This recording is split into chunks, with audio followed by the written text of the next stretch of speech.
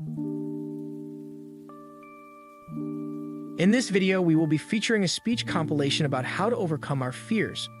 One of the biggest determining factor of our success in life has to do with our ability to face our fears. If we spend our life staying inside of our comfort zone, we will never grow into the person we were meant to be. Anyone who has ever achieved something substantial in life has first faced their fears. This process of facing your fears does not have to be complicated. Jim Rohn does a great job of simplifying this process. This speech taught me exactly how to go about overcoming my fears, and I hope it does the same for you. And now, here is Jim Rohn.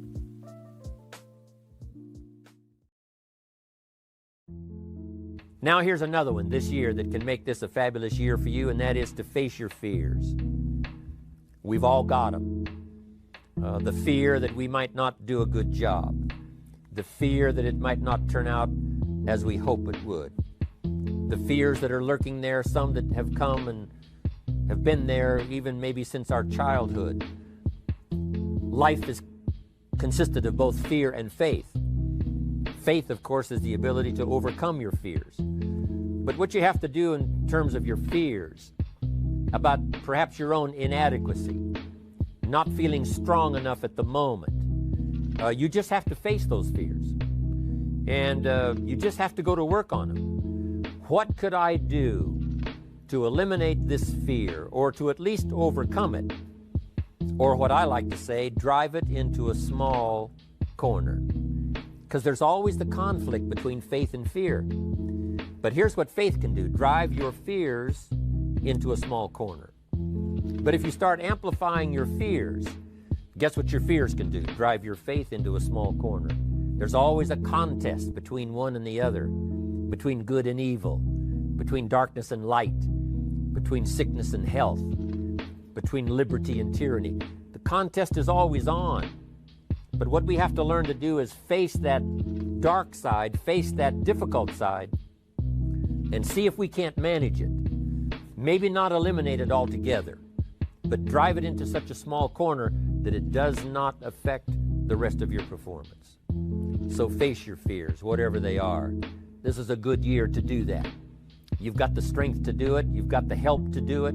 You've got the support to do it. This is the time to do it, this year, to make this your best year. Here's the books I'm reading. Here's what's happened. I'm developing the skills. I'm better this year than I was last year. I've got more self-confidence. My skills are developing. That's what I want for you. And now I'd like to leave you with these 4 questions called questions to ponder. These questions were valuable for me, and I want to make them valuable for you. Here's the first one. Why? We all ask why we should work this hard. Why take that many classes? Why go to school that many years? You know, why take the notes? Why read the books? Why work that hard? Why put yourself through the push-ups and the disciplines? Why? Good question, why? Best answer to why, I think, is the second question. Why not? Why not see how many books you can read, how many classes you can take, how many skills you can develop? Why not see how valuable you can become to the marketplace, and to your friends, and to your family? Why not see what you can make of yourself? Why not see how far you can go, how much you can see, how much you can earn, how much you can share? Why not?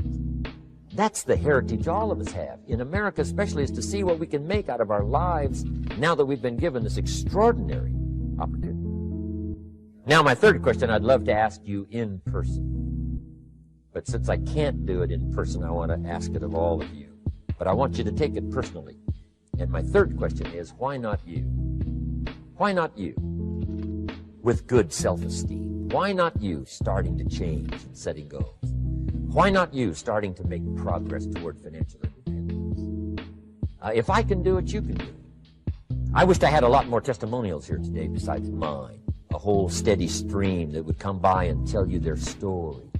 Someone who started with nothing, finally run a big enterprise. A mother who was on welfare, now she owns her own business. In addition to my story, I wish I had a lot more. And if all of them told their story, guess how they would probably wind up their story? They'd probably say, just like me, why not you? If we can read, you can read. If we can change, you can change.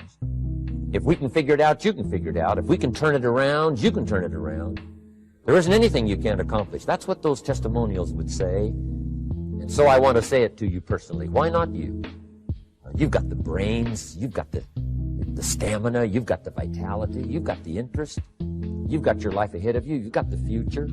You can do it. If anybody can do it, you can do it. If one of us can do it, hey, we all can do it. And now here's my last question. Why not now? This is a good time to set your goals, work on yourself, work on your skills. What a good time to get it together. What a good time to start this process. Personal development, growing, changing, developing, having a good plan for your money and for your life and for your future. Why not now?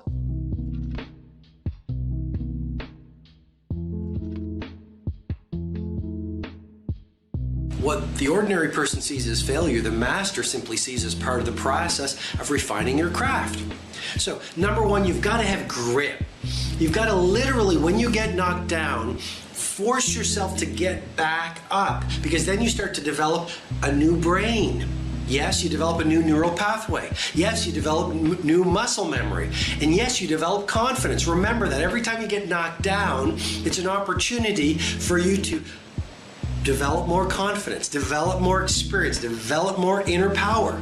Okay, every time you do something that you didn't feel like doing, like getting back up after you failed, or staying true to yourself after you've been laughed at or told it can't be done, literally, you become more powerful. And every single time you don't feel like persisting, and you do, you take back your power to the thing that you gave your resistance to. When I'm procrastinating because there is indecision, and this is a particular breed of procrastination.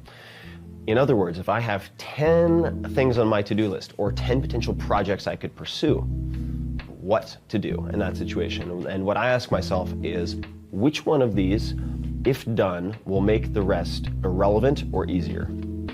This is a key question I ask all the time. Which one of these will make all the rest easier to do, if done first, or all of the rest of them irrelevant, don't even need to do them? That is how I will then hone in on one piece of the puzzle. And this can be applied all over the place. But let's just say it's the double of the podcast. It could be losing weight.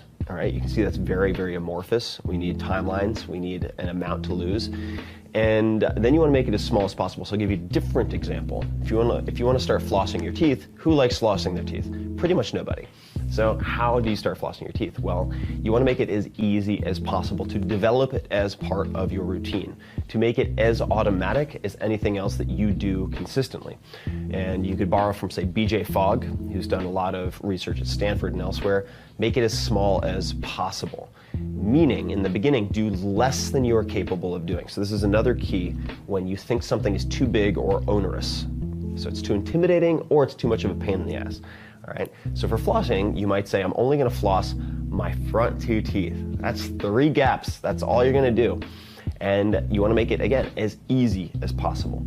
So you might use a water pick, or you might use those disposable flossing gadgets so you don't have to do tourniquets on your fingers, which is also one of the side effects of flossing that deters people. Make it as easy as possible. Now, this applies to a lot more than flossing. So I've talked to many of the people for, say, Tools of Titans, people who are 8-time New York Times bestselling authors, or prolific musicians, prolific music producers like Rick Rubin, who's legendary.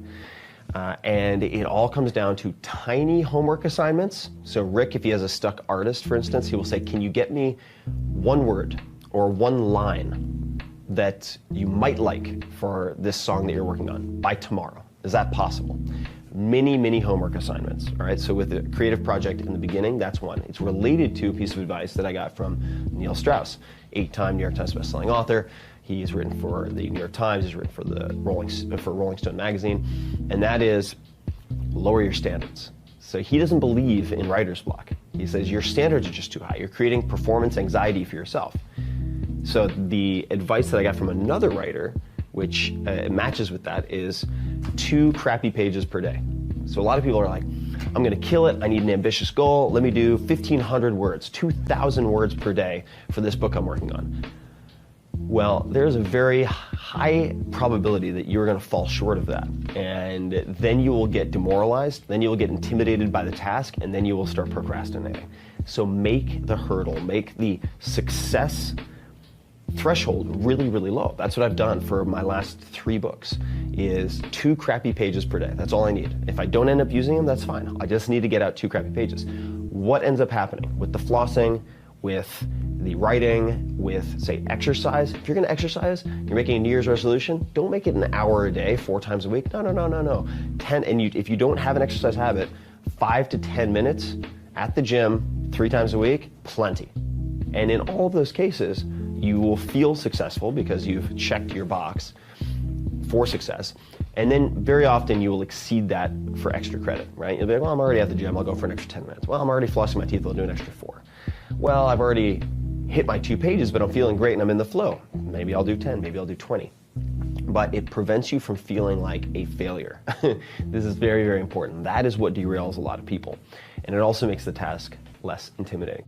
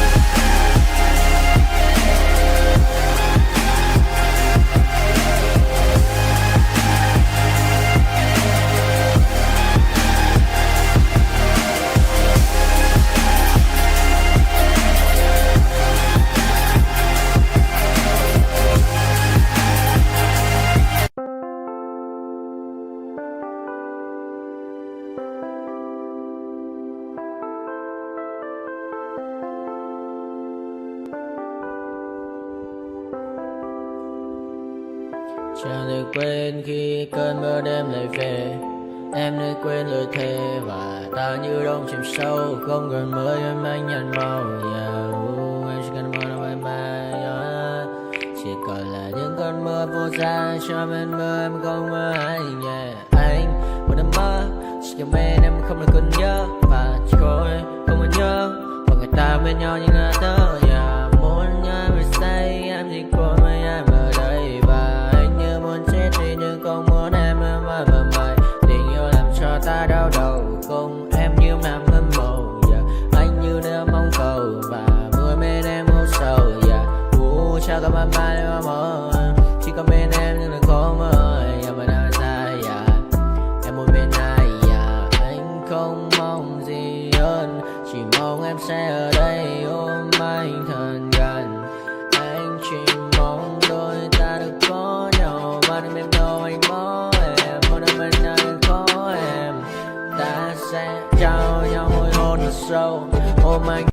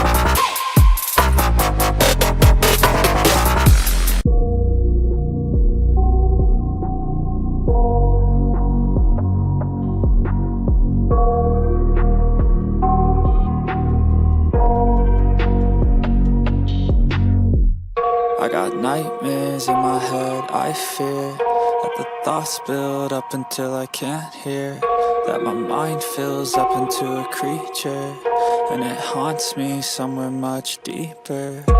Anxiety, filling up every space, no privacy. And silently, it could build and build until you finally see, whoa, it's taking over, damn no closure, moving closer. No exposure, I just wanna be a loner. Some can't stay sober, looking over all their shoulders, like moving boulders just to get out of the home. It sucks, I've had enough, I don't wanna feel the stuck under the rug, all my problems that I shove. I got nightmares in my head, I fear that the thoughts build up until I can't hear, that my mind fills up into a creature, and it haunts me somewhere much deeper. I got nightmares in my head, I fear that the thoughts build up until I can't hear, that my mind fills up into a creature, and it haunts me somewhere much deeper. I've been feeling weird, I can't seem to focus good enough. Nothing's really clear, sometimes it could be a little tough. I just need to feel like the end's in sight for me, but let's be really real, anxiety can foggy all this stuff. I've been feeling weird, I can't seem to focus good enough. Nothing's really clear, sometimes it could be a little tough. I just need to feel like the end's in sight for me, but let's be really real, anxiety can foggy all this stuff. It sucks when you finally feel like giving up. Oh God, no luck, everything feels like you're sticky stuck. I'm lost, handcuffed to the bed where I sleep, don't give a fuck. Can't stop, unplug, feeling over